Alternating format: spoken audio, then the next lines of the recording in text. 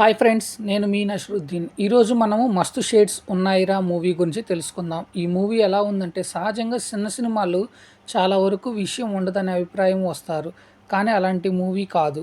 ఈ మూవీ అలానే కొత్త కథ కథనంతో నడిచిన చిత్రం కూడా కాదు. కానీ పాత కథ అయినప్పటికీ తీసిన విధానం, చూపించిన పద్ధతి మెప్పిస్తుంది. ఇకపోతే ఈ సినిమా మొదట్లో ఫన్‌తో పాటు కొంత బోర్ అని అనిపిస్తుంది. ఫస్ట్ హాఫ్ అంతా తను పెళ్లి చేసుకోబోయే అమ్మాయి లేచిపోవటం, దాని గురించి బాధపడటం, అలానే లైఫ్‌లో ఎదగాల అనుకుంటూ ప్రతిసారి ఏదో ఒక అడ్డంకి రావటం, దానికి తోడు రిలేషన్‌లోని నెగెటివ్‌గా మాట్లాడటం. కానీ మనం మంచి కోరే వారిలో కొంతమంది మన పక్కనే ఉంటారు. వారు చేసే సహాయంను మనని ఎదగటానికి తోడ్పడుతుంది అనే సన్నివేశాలు బాగా ఆకట్టుకుంటాయి. అలానే సెకండ్ హాఫ్‌లో వచ్చే కొన్ని సన్నివేశాల్లో ఒక ఫ్లెక్స్ ప్రింటింగ్ స్టార్ట్ చేయటం, బట్ వర్క్ అవ్వని ఆ ప్రింటర్ తెచ్చి దాన్ని ప్రింటింగ్ చేస్తున్నట్టు మేనేజ్ చేసే సన్నివేశాలు, వారు పడే పాట్లు బాగుంటాయి. ఇకపోతే ఫ్లెక్స్ ప్రింటింగ్ పనిచేయటం లేదు అని తెలిసాక జరిగే సంఘటనలు మొత్తం ఒక డ్రామాను క్రియేట్ చేస్తాయి. క్లైమాక్స్‌లో వచ్చే సన్నివేశాలు చాలా బాగా ఉత్కంఠభరితంగా ఉంటాయి. ఫైనల్‌గా లైఫ్‌లో ఎదగాలనుకుంటే ఎటువంటి ప్రాబ్లమ్స్ వచ్చినా అనుకున్నది చేసుకుంటూ పోవాలనేది బాగా చూపించాడు. ఇకపోతే ఈ మూవీ స్టోరీ వచ్చేసి, మనోహర్ అలియాస్ మను ఓ మధ్యతరగతి కుటుంబానికి చెందిన యువకుడు. చిన్నప్పుడే మంచి పెయింటింగ్ ఆర్టిస్ట్‌గా పేరు సంపాదించుకుంటాడు.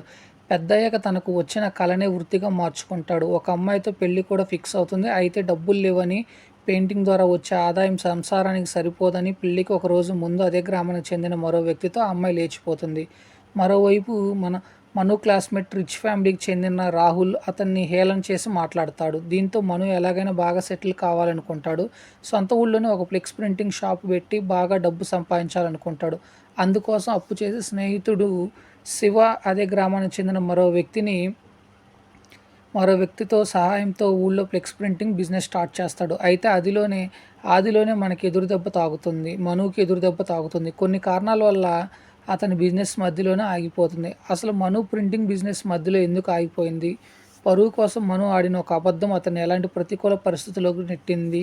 మను బిజినెస్ దెబ్బతీయాలని రాహుల్ ఎందుకు ప్రయత్నించాడు? చివరకు మను అనుకున్నట్లు ప్రింటింగ్ షాప్ పెట్టి డబ్బులు సంపాదించాడా లేదా?